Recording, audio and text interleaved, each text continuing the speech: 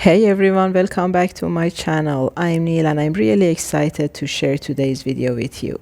Before we jump in, please hit that subscribe button to support my channel. It means a lot to me and helps me keep making great content for you. Okay, without further ado, let's get started. As you can see, we have a question. This is another challenging SAT exam question and we're going to talk about this and solve that. Okay, so the question is, the table above shows some values of x and their corresponding values f of x for the linear function f. What is the x-intercept of the graph of y equals f of x in the xy plane?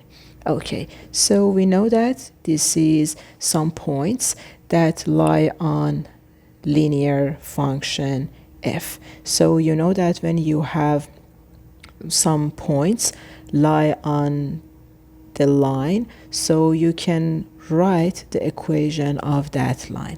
And the general form of a linear function is y equals mx plus b, where m is the slope of that line and b is y-intercept. Okay, so in first step, I'm gonna find m, or a slope of this line. So we know that the formula of the slope is y2 minus y1 over x2 minus x1. In fact, we are going to find the difference of y's over difference of x's. So for finding the slope, we need 2 points. It's up to you. You can choose 2 of them. I'm going to solve with these 2 points. Okay. So difference of y's is 21 minus 18, and difference of x's, because we start from 21, so for x2 minus x1, you should start from negative 11 minus negative 10. So the m is, this is positive, so m is negative 3, the slope of this function. And now I'm gonna go for finding b, or y-intercept. Okay, so y equals m is negative 3 x plus b. In order to find b, we just need to substitute one of these points into this equation. I'm going to grab this one. So the point is negative 8 and 12. So substitute 12 for y and substitute negative 8 for x. And simplify this equation.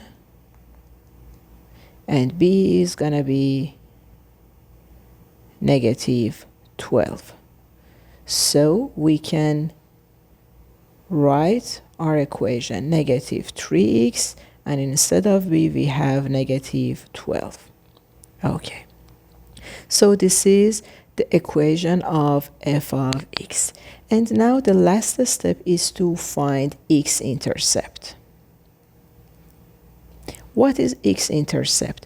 When we have a line in xy plane, so you can see that this point is the place where our line, let's call this line, or the function f of x, when this line meet x-axis. So in that point, we can call this x-intercept. In that point, y is 0. Why? Because this point lies on x-axis, so there is no up and down movement, so y is 0. So the only thing that I need is to substitute 0 for y in this equation. So 0 equals negative 3x minus 12. So 3x is 12 and x is, 3x is negative 12 and x is negative 4. So this point, let's call this point A, is -4 and 0. This point is x-intercept. Okay, I hope you enjoyed this video. See you in the next one. Bye bye.